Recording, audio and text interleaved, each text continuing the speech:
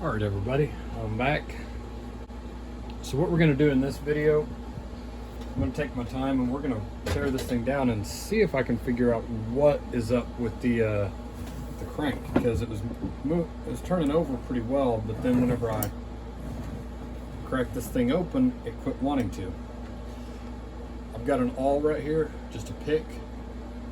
I'm going to put my thumb over the ring and try to keep it from flying out too quick. What I'm doing is I'm driving that in that notch right there, and then I push in. Now I'm going to pry up, go down, pry out, and that retaining clip came out. That one looks like it's a little bit bent, but we'll see. I'm not going to reuse it. That's not why I'm doing that. But if I ever had to reuse it, like I dropped the new one, hits the floor, I can't find it, it went into an alternate dimension, I have a backup.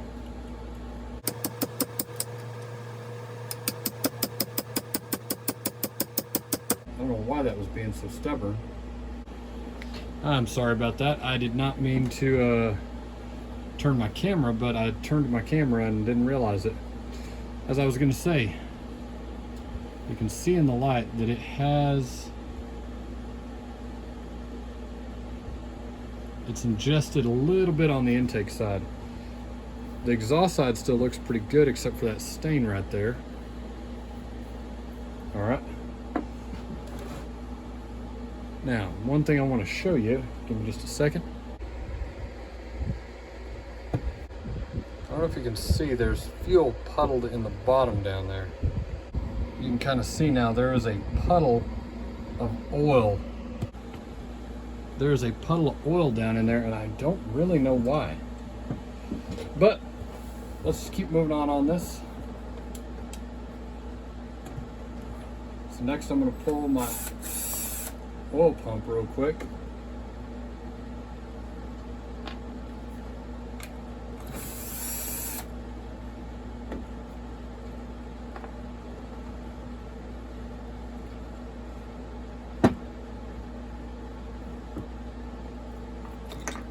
When I do that, I'll start easing on it. I don't go hard. You just got to break the suction.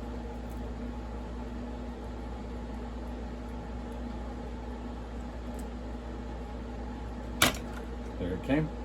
There is a rubber O-ring on the end of this, and that rubber O-ring is what kind of gets locked in. So after I clean it really thoroughly, you're going to see that we have a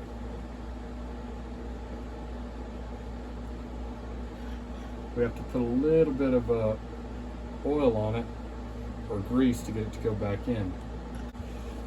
All right, screw locations. We got one back here. That one right there. There is one down here. I may have to edit this out. It's going to take me a second to get to it. We're going to start with a pick.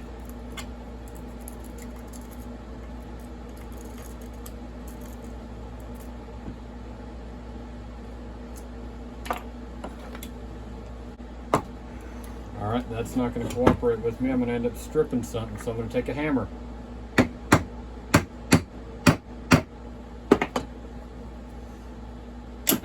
And there she went. Now you saw I didn't tear up my tool. I didn't tear up my screw or my T-handle. I was using a small hammer. And right there, did you hear that noise? That means that the force is now going through the screw, through the crankcase, and it's hitting my bench. Now I'm going to break it loose.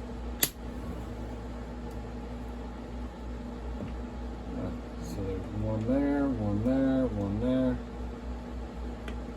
One up here in the front. Now there should hypothetically just be one more, and this is going to be one of the absolute worst. It's right here. So we'll start knocking that out. Now the way I recommend doing these, you can do it the way I do, you can do your own variant. I know some guys just take them to the car wash and they'll blast them off with a pressure washer. That's one good way to do it. Another good way that I like, I'll take a 5-gallon bucket and I will fill that thing up with pretty much scalding hot water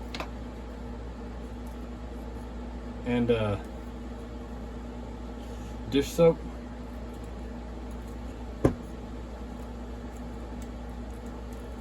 And then I'll just sit there and I'll scrub it. I'll use a flat screwdriver, pick out the corners, and I just keep doing that until it comes out not greasy, not nasty.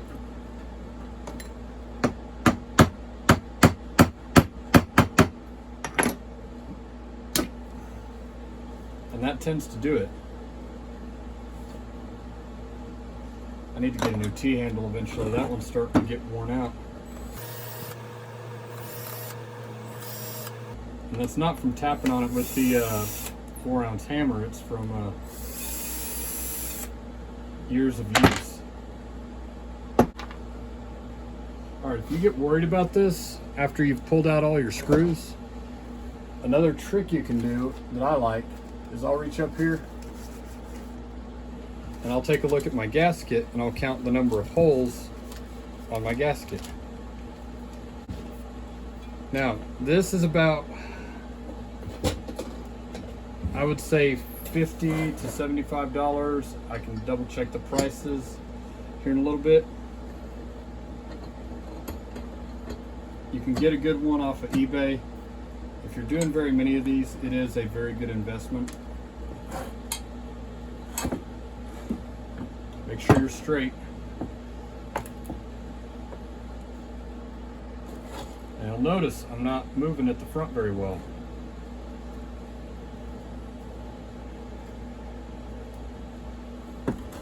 So I'm going to show you what I tend to do.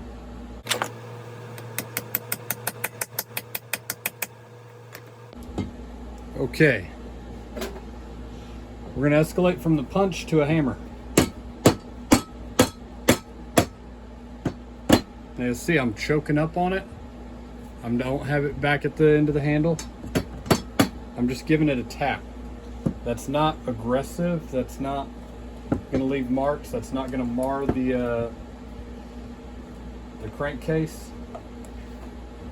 All right, and right there, it should have popped all the way out now. Because of the way I've got it setting, we'll just keep going a little bit.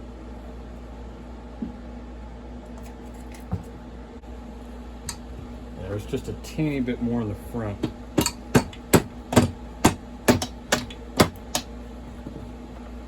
Something else you can do after you have a big gap, right down here where it's binding, I'm below the gasket line.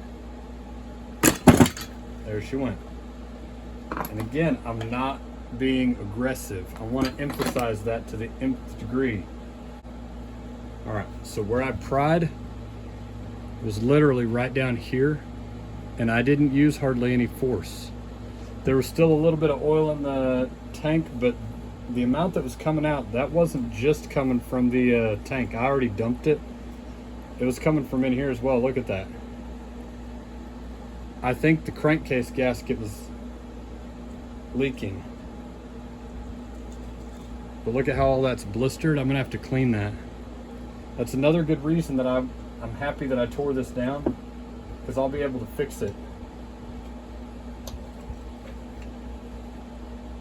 All right, so our problem is coming, actually, believe it or not, from the flywheel side, which is kind of a rarity in my opinion.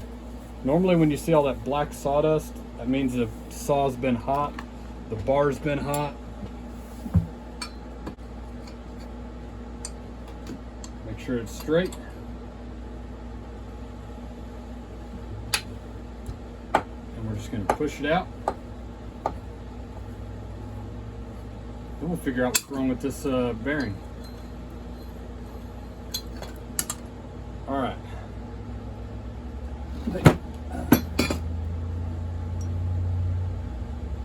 This is in fact a STIHL brand crank. I don't know if you can see that in the light. It needs some serious cleaning. I wonder if this thing hasn't actually been wet or rained on, or I don't even I don't want to say the word submerged, but something's up with it. And I think that's why I'm running into the issue with the crank bearing. Yeah, this thing's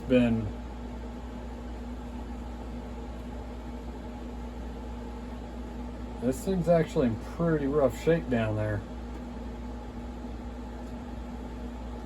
Give me a second, let me get my board ready. I wonder honestly if this thing hasn't been dropped in water. Like, it looks like a saw that's been used by a tree crew, like tree cutters. I wonder if it got dropped one day.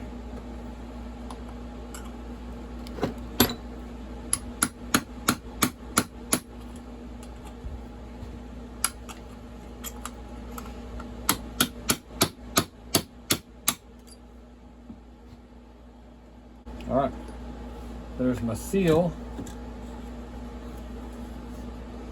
Let me trade out for an actual real hammer now.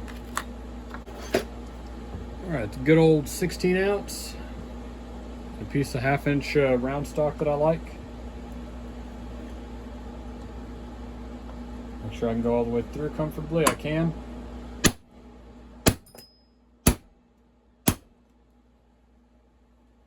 All right, so you saw that was 4 hits. And here is our problem.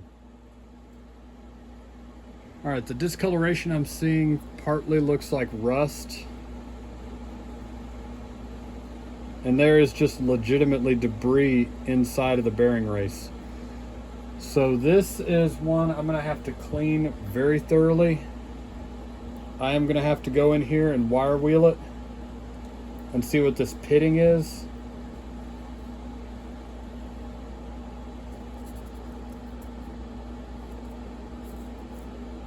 All right, so that's after running just my finger in there.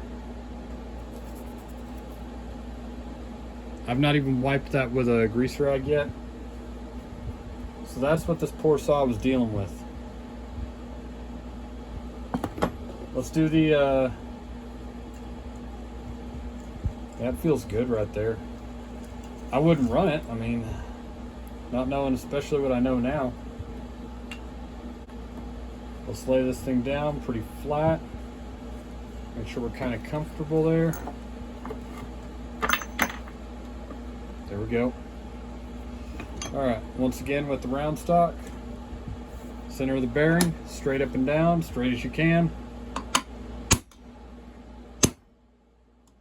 All right, so that's after 3 hits. I'm already almost all the way through. And it comes out. I didn't hit this thing 40 times. I wasn't being aggressive with it. I'm trying to show you that a lot of this, you just kind of have to feel it. Like I was showing you earlier with the dead blow, I was being super gentle with it, super careful. All right, one thing I'm looking at, I don't know if you can see this, but that's the Durco that's left over on the crankcase that I'm peeling up right there. That's how thick this stuff was. You don't need that much right there. You see how thick that is? And that's why I had the giant globs, the giant pieces of mucus almost that were down inside of the crankcase under the cylinder. When I popped that cylinder up, the first thing I witnessed was a two gigantic beads of silicone that was way over the top for anything you would ever need building an engine. You need a bit, you don't need that much. But yeah, I think I'm gonna end it there. I'm gonna get my buckets together, get some scalding hot water going, and we're gonna wash this thing and get it cleaned up so I can actually do a rebuild on it after I wire wheel every bit of that. I'm gonna have to take all this paint and this blister right here up.